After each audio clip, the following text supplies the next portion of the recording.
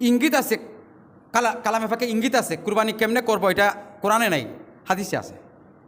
সুবহানাল্লাহ বলেন, সুবহানাল্লাহ বলেন। সেজন্যই হাদিসকে অর্থাৎ কোরআনকে অমান্য করলে সে যেমন তার ইমান থাকবে না, সে কাফের হয়ে যাবে। হাদিসকে অমান্য করলে সে তার ইমান থাকবে না, সে কাফের হয়ে যাবে। বাস্তব।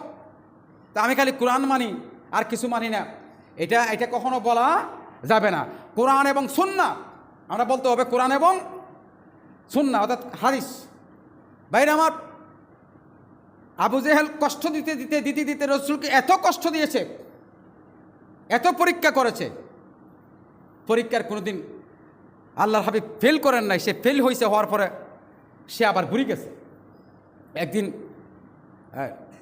কঙ্কর হাতে নিছে, কঙ্কর আবুদিল্লা কঙ্কর হাতে নিয়ে কইতেছে, কয় হ্যাঁ বাতিজা, এটা ওর ভাষায় বলতেছি, রসুলকে কোনো বাতিজা বলা যাবে না, স্বামী বলা যাবে না, চাচা বলা যাবে না, বাবা বলা যাবে না। রসুল সাল্লাল্লাহু আলাইহি ওয়াসাল্লাম বিয়ে করছেন নি?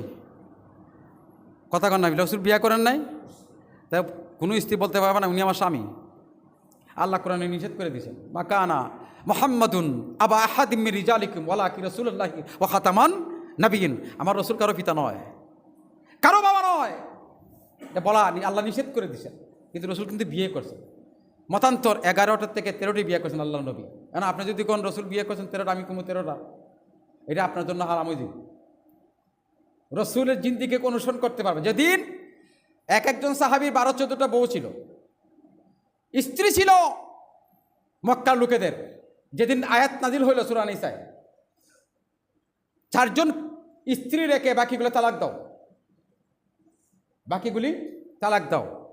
আল্লাহ পাক রব্বুল আলামিন ওই আয়াতটুকুন পৃথিবীর মানুষের জন্যে, অন্যান্য সব জাতির জন্যে নির্দেশনা করলেন, কিন্তু আল্লাহ রসুলের জন্য না। কারণ রসুলের বিবিগণ আমাদের মা। সুবহানাল্লাহ। কি রসুলের বিবি আমাদের কি? আম্মাজান।